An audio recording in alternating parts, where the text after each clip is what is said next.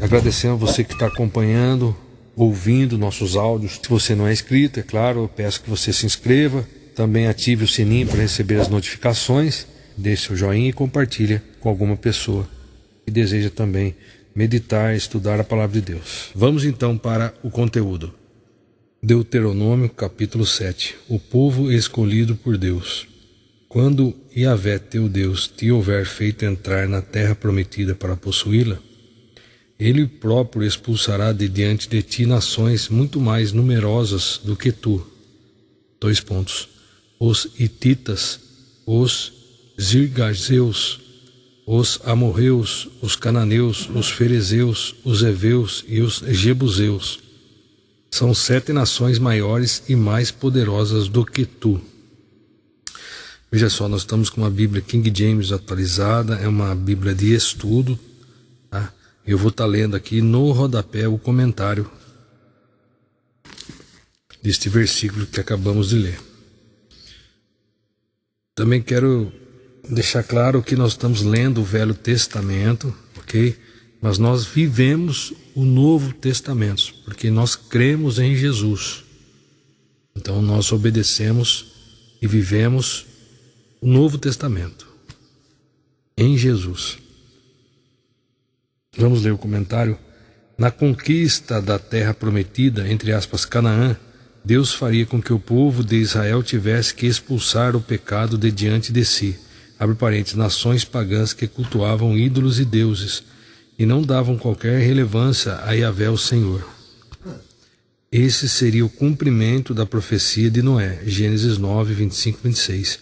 Quanto à expressão, entre aspas, 7 nações, refere-se à completude do termo, abre parênteses, na cultura hebraica, o número 7 significa totalidade, perfeição, fecha parênteses, isto é, a todos os povos gentios da região e não a somente 7 nações.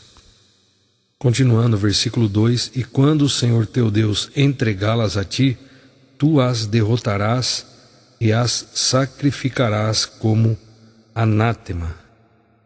Não estabelecerás com elas qualquer tipo de aliança, nem as tratarás com piedade.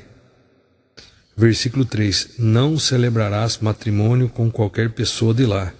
Não concederás tua filha a um de seus filhos, nem aceitarás uma de suas filhas como esposa para teu filho.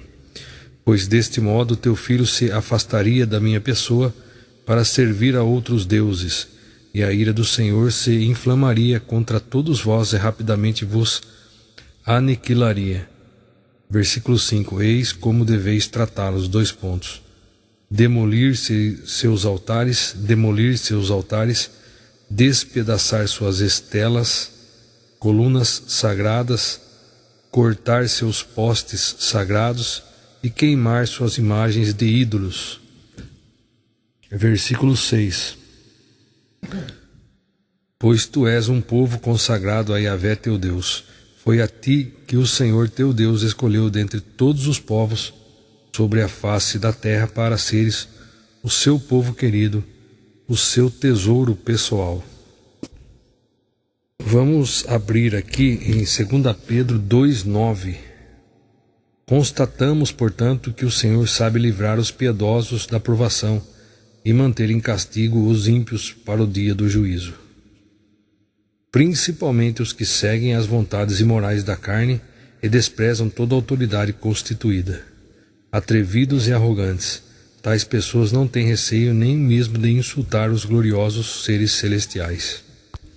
Veja aqui no comentário, os hereges da época de Pedro serão punidos por 2 razões principais. Estavam entregues ao mesmo tipo de aberração moral dos antigos sodomitas, que em sua volúpia homossexual ousaram ofender e atacar os próprios anjos do Senhor. Gênesis 19, 1 ao 5. E não respeitaram a palavra de Deus proferida por seus servos, chegando ao ponto de blasfemar contra os mensageiros, entre aspas, anjos do Senhor. Judas 8:10. Ora, estes, da mesma forma como alucinados inconsequentes, não apenas contaminam o próprio corpo, mas rejeitam toda autoridade instituída e caluniam os seres celestiais. No entanto, nem mesmo o arcanjo Miguel, quando argumentava com o diabo e batalhava a respeito do corpo de Moisés, se atreveu a fazer qualquer acusação injuriosa contra o inimigo, limitando-se a declarar: "O Senhor te repreenda." Veja só aqui no comentário, estes pagãos e ímpios eram conhecidos como, entre aspas, sonhadores, expressão cujo sentido original se refere às pessoas, entre aspas, alucinadas, ou, entre aspas, fora da realidade, por causa do efeito moral devastador de suas, entre aspas, fantasias, que suas fantasias provocavam em suas atitudes e estilo de vida. As pessoas que se afastam do Senhor e são controladas pelo homossexualismo ou por qualquer tipo de droga, são iludidas pela ideia do prazer de se, entre aspas, estar ausente da realidade. Por isso são levadas a desenvolver um comportamento absolutamente antagônico ao Senhor e sua palavra. Tornam-se especialistas na arte de mentir e rejeitam toda autoridade instituída a partir de Deus, seus servos e dos membros da própria família. Alguns gnósticos primitivos, entre aspas, apóstatas, entre parênteses, apóstatas, havendo descambado para a prostituição e o homossexualismo, tornaram-se antinomistas, entre parênteses, libertinos, e desenvolveram uma teoria filosófica religiosa que negava a influência das ações realizadas por meio do corpo sobre o espírito humano, versículo 19. Estes são os que provocam divisões entre vós, os quais são dominados pelas paixões de suas próprias almas e não têm o Espírito, com letra maiúscula, o Espírito de Cristo, não tem o Espírito de Cristo. Os próprios gnósticos dividiram-se em 3 grupos: os mundanos, materialistas, os sensuais, ligados à psicologia do comportamento, e os espiritualistas, que acreditavam ter alcançado o estágio mais desenvolvido do saber. Judas vence os heréticos usando a própria maneira debochada com a qual eles apreciavam atacar os princípios bíblicos. Versículo 10. Vamos ler. Apesar disso, esses tais levianamente difamam tudo o que não compreendem e se corrompem até nas atitudes mais simples que aprendem por instinto, como animais irracionais.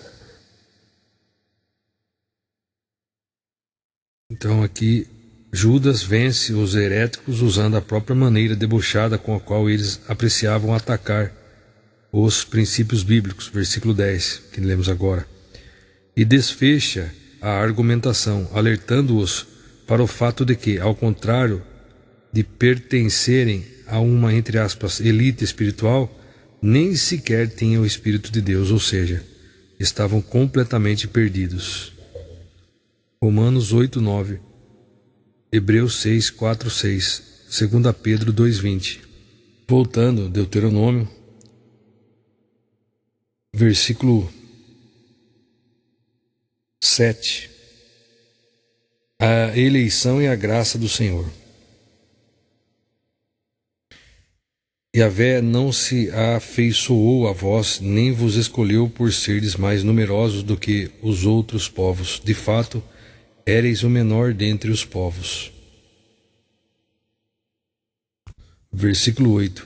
Mas foi porque o Senhor vos amou, e por causa do juramento que fez aos vossos antepassados, por esse motivo ele vos libertou com mão poderosa e os tirou da terra da escravidão, das garras do faraó, rei do Egito.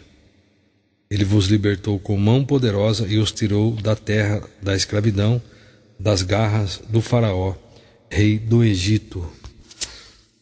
Uma referência cruzada, Lucas 1:55. A favor de Abraão e de sua descendência para sempre, assim como prometer aos nossos antepassados. Aí aqui um pouquinho para frente, versículo 72, para demonstrar sua misericórdia aos nossos antepassados e recordar sua santa aliança, o juramento que prestou ao nosso pai Abraão. Versículo 74, que nos resgataria da mão de todos os nossos inimigos a fim de os servirmos livres do medo, em santidade e justiça na sua presença, durante todos os dias de nossas vidas. Voltando em Deuteronômio, agora versículo, nós lemos o 8, agora o 9. Saberás, portanto, que Yahvé teu Deus é o único Deus fiel, que mantém a aliança e o amor por 1000 gerações, em favor daqueles que o amam reverentemente e obedecem aos seus mandamentos. 1 Coríntios 1:9. Deus é fiel, por meio do qual fostes chamados à comunhão de seu Filho Jesus Cristo, nosso Senhor. Veja só no comentário, Paulo garante que a fidelidade de Deus se encarregará de manter os crentes firmes até o fim. 1 Tessalonicenses 5:24. E agora aqui, veja só, o versículo 8. Ele os conservará firmes até o fim, de modo que sereis irrepreensíveis no dia de nosso Senhor Jesus Cristo. 2 Coríntios 1:18. Entretanto, como Deus é fiel, a nossa palavra em relação a vós certamente não é sim e não ao mesmo tempo. Porquanto Jesus Cristo, o Filho de Deus, que entre vós foi anunciado por nós, isto é, por mim, Silvano e Timóteo, seguramente não foi um sim e não, mas nele sempre existiu o sim. Versículo 20. Pois tantas quantas forem as promessas de Deus, todas têm em Cristo sim. Por isso, por intermédio dele, o amém é proclamado por nós para a glória de Deus. Ora, é Deus quem faz com que nós e vós permanecemos firmes em Cristo. Ele nos ungiu, nos selou como sua propriedade e fez habitar o seu Espírito em nossos corações, como garantia de tudo o que está por vir. 1 Tessalonicenses 5:24. Aquele que vos chama é fiel, e ele também o fará. Aquele que vos chama é fiel, e ele também o fará. Veja comentário. Paulo demonstra sua fé absoluta na onipotência e na justiça de Deus, que saberá completar a boa obra que começou na vida dos crentes em todo o universo. Filipenses 1:6, Gênesis 18:25, Números 23:19, 2 Tessalonicenses 3:3. Entretanto, o Senhor é fiel, ele vos fortalecerá e vos livrará do maligno. Hebreus 11:11. Por meio da fé, da mesma forma, a própria Sara recebeu poder para gerar filhos, ainda que estéril e avançada em idade, porque considerou fidedigno aquele que lhe havia feito a promessa. Por quê?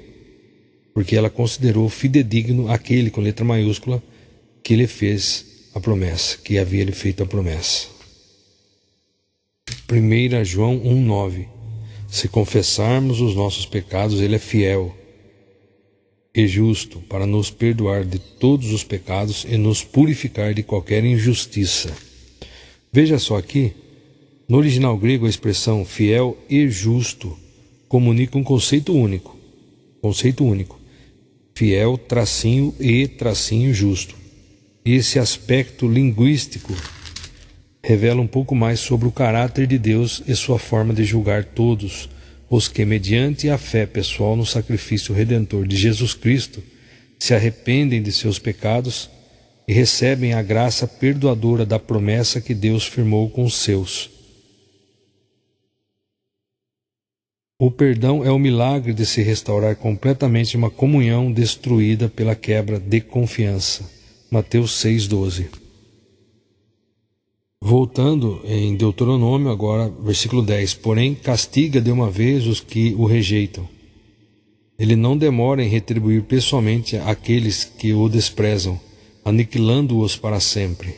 Versículo 11. Observa, pois, os mandamentos, os decretos e as doutrinas que eu hoje te ordeno a cumprir.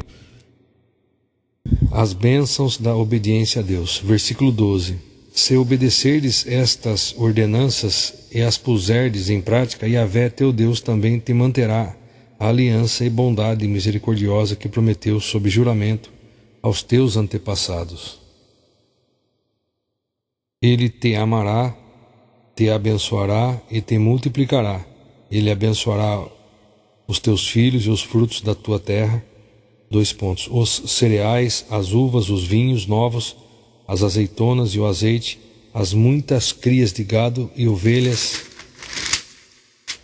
na terra que prometeu aos teus pais que te daria em herança. Vamos ler João 14, 21, onde Jesus promete o Espírito Santo. Aquele que tem os meus mandamentos e obedece a eles, esse é o que me ama. E aquele que me ama será amado